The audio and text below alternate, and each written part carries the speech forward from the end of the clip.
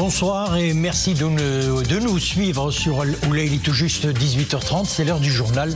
Voici les titres.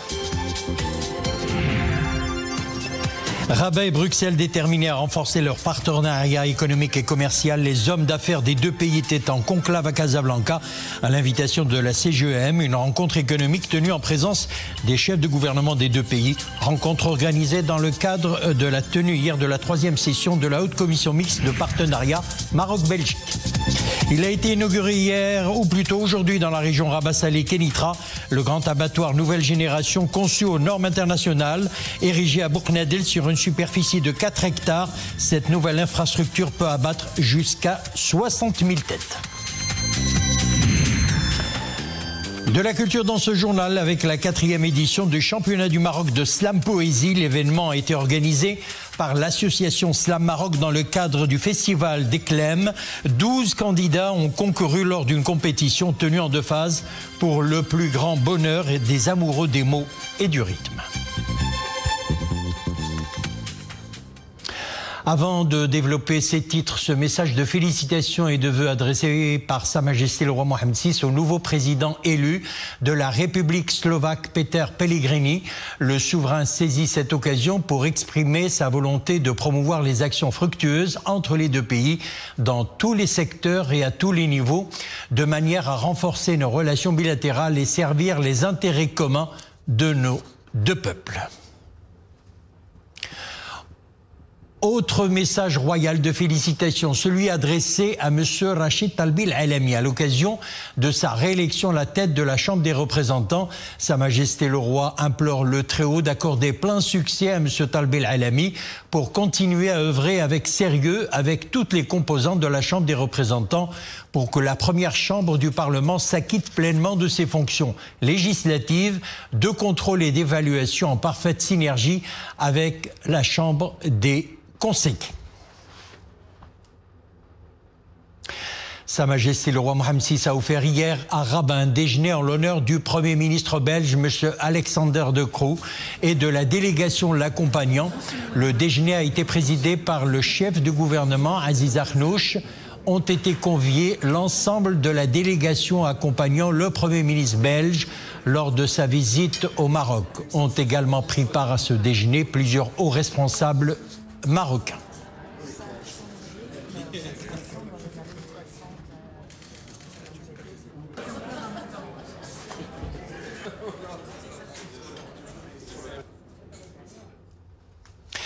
Et aujourd'hui à Casablanca, des hommes d'affaires marocains et belges ont pris part à une rencontre économique organisée dans le cadre de la tenue de la 3e session de la Haute Commission mixte de partenariat Maroc-Belgique. L'événement a eu lieu en présence du chef du gouvernement Aziz Akhnouch et du Premier ministre belge Alexander De Croo. Les deux parties ont pu échanger sur les opportunités d'investissement, notamment dans les secteurs de l'énergie et des infrastructures. Alors faisons le point avec Fatna Tabout, Achour Ben Saoud, Omeymar Ramli. Pour une prospérité partagée et un partenariat économique et commercial consolidé, hommes d'affaires marocains et belges passent au crible toutes les perspectives qui s'offrent à eux de part et d'autre, avec comme approche d'investissement une démarche gagnant-gagnant dans des domaines porteurs. Le forum Maroc-Belgique est un forum important et je pense qu'il fait le départ d'une grande collaboration entre le secteur privé marocain et le secteur privé belge. Nous avons identifié pas mal de secteurs, à savoir les énergies renouvelables et bien sûr l'infrastructure. Le Maroc a montré qu'il est dans la région, il est leader économique dans la région. Avec la nouvelle déclaration conjointe signée hier, les relations bilatérales entre Rabat et Bruxelles sont promises à de plus larges perspectives. Un essor sans précédent du partenariat économique, car le Maroc est un véritable pôle de commerce et d'investissement en Afrique. On espère pouvoir travailler ensemble et on a bien senti la volonté dans tous les échanges de faire travailler ensemble les entreprises de nos deux pays. Voilà, nous regardons ce qui se passe au Maroc avec beaucoup d'intérêt. Développement industriel. Ce forum est une occasion idoine pour le Maroc et la Belgique de consolider leurs échanges commerciaux et financiers. De quoi permettre aux deux pays de jouer un rôle de premier plan dans leur environnement euro-méditerranéen et euro-africain. Cette annonce faite par les deux chambres du Parlement, le report à une date ultérieure de la séance plénière conjointe dédiée à la présentation du bilan d'étape de l'action gouvernementale prévue initialement demain 17 avril à 17 h. C'est ce qu'indique un communiqué conjoint. À l'international, Israël et l'Iran ont échangé de nouvelles menaces après l'attaque massive de Téhéran. L'armée israélienne a prévenu que l'Iran ne sortira pas indemne de l'attaque sans précédent qu'il a lancée samedi soir contre Israël en riposte à une frappe sur son consulat à Damas. Nous répondrons au moment, au lieu et à la manière que nous choisirons, a déclaré le porte-parole de l'armée israélienne. Et pendant ce temps, les hostilités ne connaissent pas de répit à Gaza. La bande est assiégée depuis plus de 6 mois et menacée de famine. Ces dernières 24 heures, l'offensive israélienne a fait 46 morts selon le ministère de la Santé du Hamas, ce qui porte à 33 843 le nombre de personnes tuées à Gaza depuis le début de la guerre entre Israël et le mouvement palestinien depuis le 7 octobre.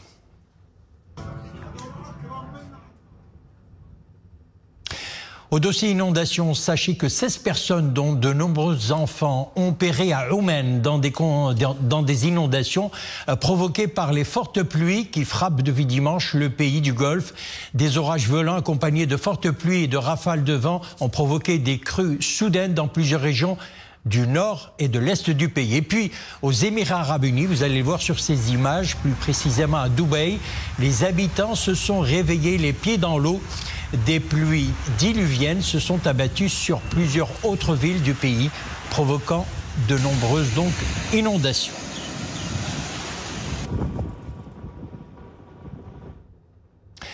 Retour chez nous, la région Rabat-Salé-Kénitra se dote d'un grand abattoir nouvelle génération conçu aux normes internationales. Situé dans la commune de Bourknedel, il a été inauguré ce matin. Cette structure flambant neuve dédiée au développement de la filière de viande rouge aura une capacité estimée à 30 000 tonnes par an. Reportage Latifa Ben Halima, Yassine Maazi, le récit est de Zakaria Moukinbillah. Un nouvel abattoir flambant neuf pour la région Rabat-Salé-Skhira-Tsetemara. La structure permettra d'exploiter un système numérique pour l'identification et le suivi du cheptel, depuis les étapes jusqu'à la commercialisation des viandes. D'une capacité de 30 000 tonnes par an, 500 bovins et 1000 ovins par jour, ainsi que des dromadaires, l'abattoir jouera un rôle essentiel dans la préparation et la commercialisation des viandes rouges au niveau régional et national. Ce grand projet permettra de structurer les chaînes de production des viandes rouges et d'améliorer leur qualité pour une commercialisation qui répond aux normes sanitaires et exigences en vigueur. Cette infrastructure contribuera aussi à la valorisation du cheptel, ce qui bénéficiera aussi bien aux professionnels qu'aux consommateurs en mettant à leur disposition des viandes de qualité.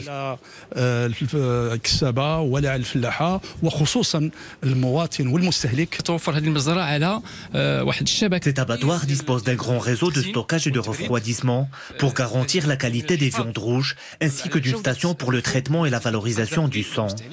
Le nouvel abattoir dispose de chambres froides, d'une zone de stabulation des animaux, de chaînes et d'installations d'abattage nouvelle génération, d'espaces administratifs, de cafés et restaurants, ainsi que d'une station de traitement des eaux usées. La structure permettra une augmentation de la production dans le respect des conditions de sécurité sanitaire, aussi bien pour le stockage que pour le transport des viandes. En plus, le citoyen peut suivre la traçabilité du produit sur toute la chaîne.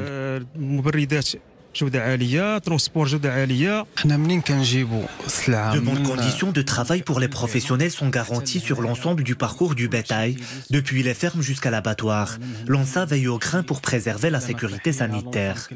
Installé au niveau de la commune territoriale de Bourknedel, sur une superficie de 4 hectares, le nouvel abattoir régional est édifié sur 15 000 mètres carrés couverts, un investissement de 267 millions de dirhams. Ils étaient 12 lauréats et lauréates en lice pour une place en finale de la 4e édition du championnat du Maroc de slam poésie à Casablanca. L'événement s'est tenu dans le cadre du festival Déclame. 12 slameurs représentant une quinzaine de villes du royaume ont concouru en dialecte marocain, arabe classique, amazigh, anglais, français et en espagnol. Tous ont fait parler les mots et le verbe avec un rythme entraînant. Le champion de la Coupe du Maroc représentera le pays et la Coupe d'Afrique Slam Poésie en novembre prochain au Togo. Amin Hennaoui et Dominique Orlando.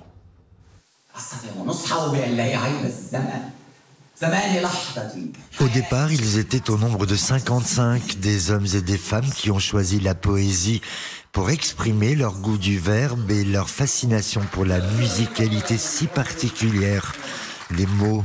Il pleut chaque jour des morts par milliers. Ils se sont beaucoup entraînés pour faire au mieux partie des 12 finalistes et la tâche n'a pas été de tout repos.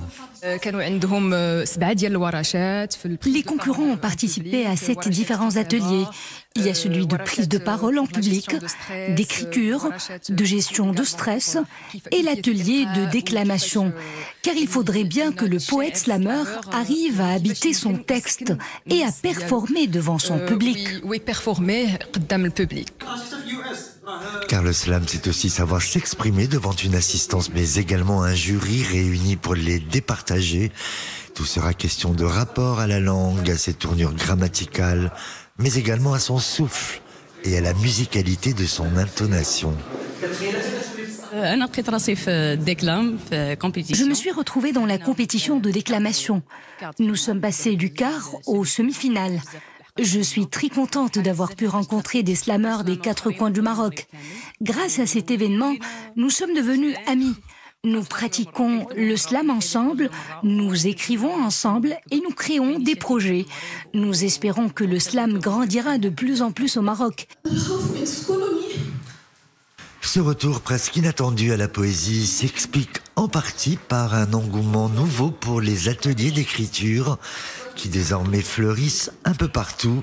C'est très souvent en ces lieux que l'on prend conscience du pouvoir du langage, que l'on comprend aussi et surtout que toute parole mérite attention. On passe au sport, futsal, Cannes 2024, futsal, voilà. Le Maroc est en demi-finale, les hommes de Hichem Guig ont signé une très large victoire face à la Zambie, retenez bien, 13-0. Un match à sens unique où les Lions de l'Atlas ont superbement déroulé leur jeu pour remporter avec l'art et la manière leur dernier match en phase de groupe. Avec cette victoire, l'équipe du Maroc occupe la première place du groupe A avec 9 points engrangés en 3 victoires contre l'Angola, le Ghana et la Zambie. Le Maroc et l'Angola valident donc leur billet pour la demi-finale groupe A. L'Égypte, groupe B, est également en demi-finale. Les 3 premières équipes de la compétition décrocheront leur ticket pour la Coupe du Monde qui se tiendra du 14 septembre au 6 octobre prochain en Ouzbékistan.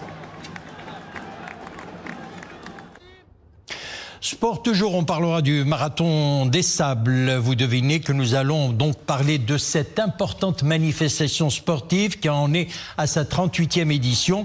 Les concurrents avaient rendez-vous avec l'étape la plus longue et difficile de cette 38e édition, disputée avec départ à arrivée à Jbel el-Outfal. Mais en images, nous allons revenir sur l'étape d'hier. Rachid El-Morabiti, Mohamed El-Morabiti et Aziz Yeshou ont remporté dans l'ordre les 3 premières places de la 2e étape du marathon des sables entre Jbel Tefraout et Jbel el-Outfal, près de Ouarzazate, 40 km. Chez les femmes, la Marocaine Aziza Amrani s'est illustrée en s'adjusant cette 2e étape en 4 heures, 8 minutes et 12 secondes, consolidant ainsi sa place aux commandes du classement général. Et puis, sachez que les participants ont le défi de réaliser 252 km répartis sur 6 étapes. Il s'agit de la plus longue distance chronométrée jamais proposée dans l'histoire du marathon des sables. Sport toujours, et à presque 100 jours de l'ouverture des Jeux Olympiques de Paris, le relais de la flamme olympique a débuté aujourd'hui après son allumage dans le sanctuaire antique d'Olympie devant les ruines vieilles de 2600 ans du temple d'Héra en Grèce. Mais en raison d'un ciel nuageux sur le site des premiers Jeux Olympiques de l'Antiquité, l'allumage n'a pas pu se faire avec les rayons du soleil comme le veut la tradition antique. Il a été réalisé avec une flamme de réserve conservée lors de la répétition générale hier. La torche a ensuite été emmenée dans le stade antique pour être remise au premier relayeur, le grec Stéphanos, champion olympique d'aviron à Tokyo. En 2021, la flamme olympique va entamer un vaste périple plutôt qui l'amènera jusqu'à Paris. Ça sera le 26 juillet. Voilà, c'est la fin de notre édition. Merci de l'avoir suivi. Le retour de l'info, 21h. Excellente soirée.